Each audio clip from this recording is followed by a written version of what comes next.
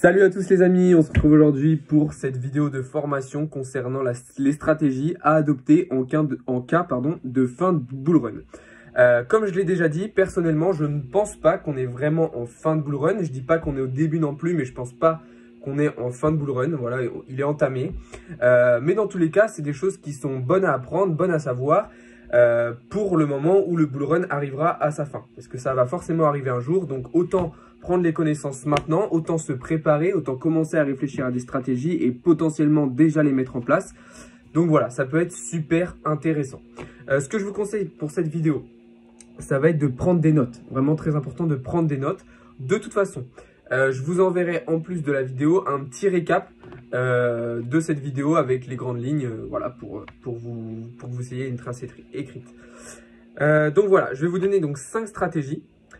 Ces 5 stratégies, vous pouvez en appliquer qu'une séparément des autres, ou alors vous pouvez en appliquer plusieurs, les combiner, les mélanger, vous adapter. Bref, de toute façon, chacun va faire en fonction de ses envies, de ses stratégies, de son portefeuille, etc. Mais voilà, je vais vous donner 5 grosses stratégies qui sont pas très compliquées en fait, qui sont assez simples à mettre en place, mais aussi à trouver. Mais voilà, ça va être super important. Donc on va commencer tout de suite avec la première, qui est la stratégie 10-10. 10-10, tout simplement parce qu'en fait, à chaque fois que votre portefeuille va prendre 10%, vous allez retirer 10%. Alors, quand je dis 10%, ça peut être 20, ça peut être 30. Ça va être en fonction de ce que vous gagnez, si vous avez des gros gains ou pas. Mais voilà, c'est-à-dire qu'à chaque fois que votre portefeuille prend une certaine valeur, donc 10%, vous allez retirer 10% de gains. Comme ça vous permet de retirer des gains régulièrement, d'avoir des profits régulièrement. Ça peut être très intéressant. Et c'est en plus une stratégie que vous pouvez adapter hors contexte de fin de bull run. C'est quelque chose que vous pouvez adapter tout le temps en fait. Vous n'êtes pas obligé d'attendre la fin du bull run pour faire ça. Ça peut être intéressant, voilà, de récupérer des gains régulièrement. Donc voilà, stratégie 10-10.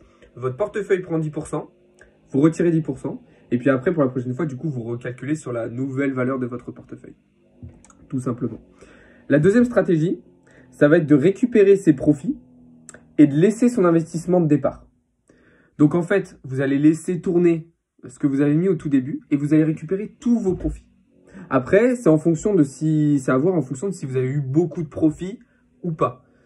Si vous avez eu peu de profits, je vous conseille pas de les retirer, autant les laisser, ça sert pas à grand chose. Mais voilà, ça peut être une stratégie, voilà, de laisser son investissement de départ tourner pour continuer à faire des profits et par contre tous les profits les récupérer.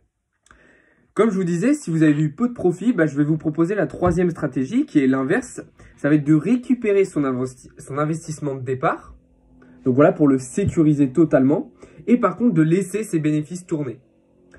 Donc voilà, vous sécurisez votre investissement, vous n'avez rien perdu, vous récupérez tout. Et vos gains continuent à tourner et donc vous pouvez continuer à gagner de l'argent, à faire grossir votre capital, à faire grossir votre portefeuille. Voilà, c'est deux stratégies qui se ressemblent. C'est à vous de voir en fonction de ce que vous avez mis déjà au début et en fonction de ce que vous avez gagné. Si vous avez mis peu au début, si vous avez mis beaucoup au début, et si du coup en fonction vous avez eu des gros gains ou des petits gains, c'est à vous de choisir en fonction de ce que vous préférez. Moi, personnellement, je vous conseillerais, si vous avez mis un gros investissement de départ et que vous avez eu des gros gains, là c'est comme vous voulez. Vous pouvez tout aussi bien laisser votre investissement de départ et tout aussi bien laisser vos profits et récupérer qu'une partie ou l'autre. Ça, c'est à vous de savoir. Si vous avez mis un tout petit investissement et vous avez eu des gros gains, moi, je vous conseille d'enlever ces gains, de les retirer ces gros gains et de laisser votre investissement. Parce que avec cet investissement, vous allez pouvoir refaire des gros gains. Inversement, si vous avez mis un gros investissement et que vous avez eu des petits gains, ce qui est peu probable puisque logiquement, plus on investit, voilà, plus vous pouvez faire des gros bénéfices.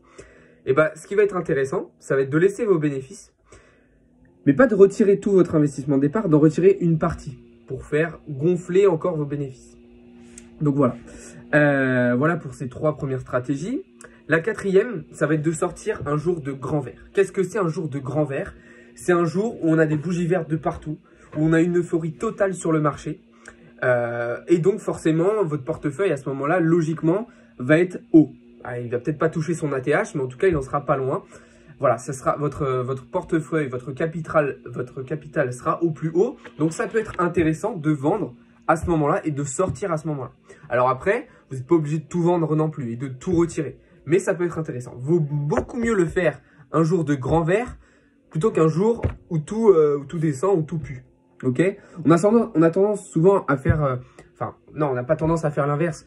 Mais quand on voit des bougies vertes de partout, quand on voit que le marché est euphorique, on a tendance à se dire « Putain, c'est trop bien, je veux continuer à investir, je veux encore gagner de l'argent, etc. » Ok, c'est très bien. Certes, forcément, tout le monde réagit comme ça. Quand on voit du vert de partout, on se dit « C'est génial, j'adore les cryptos, je continue. » Mais en cas de fin de bull run, c'est sur ces journées-là qu'il faut se retirer. Parce que des journées comme ça, en cas de fin de bull run, il n'y en aura pas des milliers, il n'y en aura pas beaucoup. Donc, il faut saisir ces opportunités-là pour sortir du marché.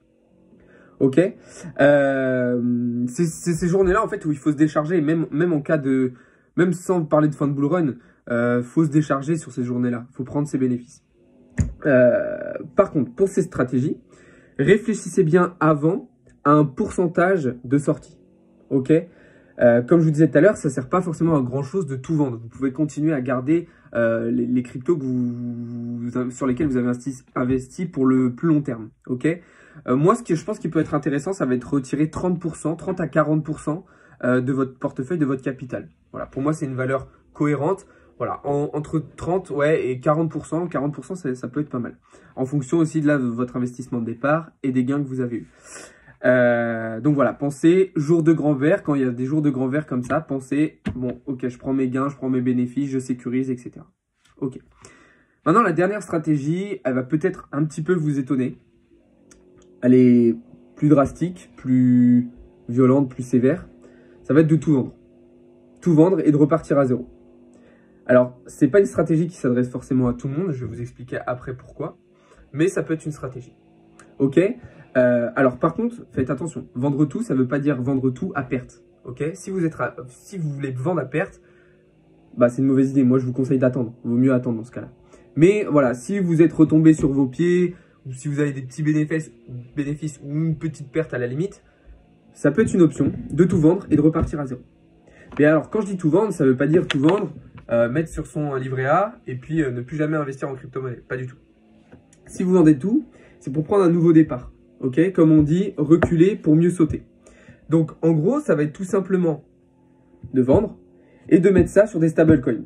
Donc, en USDT ou à la limite même en Bitcoin. Alors, en ce moment, bah, si vous achetez en ce moment, c'est tout bénef parce que si vous prenez du Bitcoin en ce moment, quand il va remonter, ça va être super pour vous. Mais quand je dis repartir de zéro, c'est-à-dire que vous avez une énorme somme, un gros capital en USDT. Et à partir de ça, vous allez pouvoir reprendre des positions, reprendre des trades, rechoisir des cryptos en fonction des projets qui vous intéressent ou non. Et voilà, ça fait toujours du bien. Ça fait toujours du bien. Pourquoi? Eh bien, tout simplement parce que dans l'investissement, que ce soit en crypto-monnaie, en bourse ou plein d'autres choses, la psychologie, c'est super important. Et on voit bien que dans des périodes comme en ce moment, on a une peur qui est super importante sur tout le marché. Tout le monde a les pépettes, tout le monde flippe. Et ça, c'est quelque chose qui est dangereux pour nous les investisseurs. La peur, c'est quelque chose qui est dangereux. Pourquoi? Parce que quand on a peur, on est sous la pression et on a tendance à prendre des mauvaises décisions. Et ça peut coûter cher. Et c'est pour ça que quand je dis de tout vendre et de reprendre à zéro, eh ben ça va nous enlever un poids psychologique. Ça va nous libérer un peu, ça va nous soulager. Et du coup, on va avoir moins peur. On va avoir moins peur, donc on va prendre des décisions plus rationnelles, plus réfléchies. Voilà, on va repartir de zéro, on va dire ok c'est bon, j'ai fait ça, j'ai gagné tant maintenant, ok, nouveau départ, maintenant ma stratégie c'est ça, je veux aller là, je veux gagner tant, voilà, ok, départ à zéro. Vendre tout, vous pouvez tout de même garder, comme pour la stratégie d'avant, les crypto-monnaies que vous souhaitez garder vraiment sur le très long terme, ok. Par exemple, moi je sais que j'ai de l'Ethereum, je ne sais pas encore si je vais adopter cette stratégie-là quand on sera à la fin du bull run de tout vendre, mais mon Ethereum, je sais que je vais le garder dans tous les cas. Je vais peut-être en vendre une partie, mais c'est quasiment improbable que je vende tout mon Ethereum. Ok, parce que c'est quelque chose auquel je crois énormément dans le long terme. Donc voilà, je vois pas forcément d'intérêt à vendre mon Ethereum. Ok, donc voilà pour ces 5 stratégies. La dernière, comme je vous disais, ne convient pas à tout le monde. Pourquoi? Ça s'adresse en particulier aux gens qui ont un gros capital. Okay, qui ont un gros capital de départ, un gros investissement de départ, ou qui ont désormais un gros capital et donc qui ont fait des gros gains. Okay, ça s'adresse à ces personnes-là. Si vous avez 500, 1000 euros, même 2000 euros en crypto-monnaie, ça sert à rien. C'est pas une stratégie vraiment pour vous. Okay, alors certes, parce que vous n'allez pas avoir des pertes énormes en fait. Sur un portefeuille, même un portefeuille, on va dire assez raisonnable, même si c'est conséquent, de 15 000 euros, si ça chute, les pertes, elles sont astronomiques. Elles sont énormes. Et encore, 15 000 euros, c'est un petit porte-monnaie. Vous imaginez, sur un porte-monnaie à 50 ou 100 000 euros, quand ça chute, ça fait très très mal. Voilà pourquoi je dis que c'est plus intéressant pour les gros portefeuilles, pour les gros investisseurs. Quand vous avez des plus petits portefeuilles à 1000, 2000 $, pour moi, c'est pas la meilleure stratégie. Vaut mieux adapter les précédents, donc récupérer son investissement, ou récupérer ses profits, ou même sortir un jour de grand vert, ou adopter la stratégie 10-10.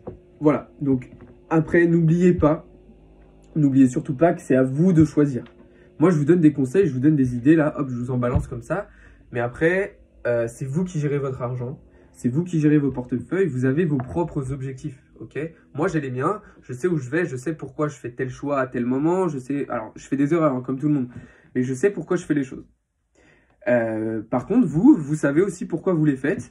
Alors, c'est important de demander des conseils, demander des avis, se former, se renseigner, tout ça. Mais dans les prises de décision, c'est vous.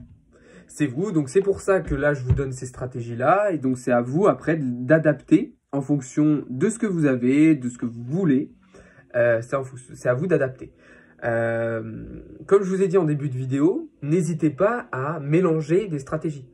Vous pouvez très bien, par exemple, utiliser la stratégie de récupérer son investissement de départ et de laisser ses profits. Et sur ces profits-là, adopter la stratégie 10-10. Par exemple, ça peut être quelque chose d'intéressant. Voilà, c'est pour ça que je dis que ces stratégies, elles sont potentiellement combinables.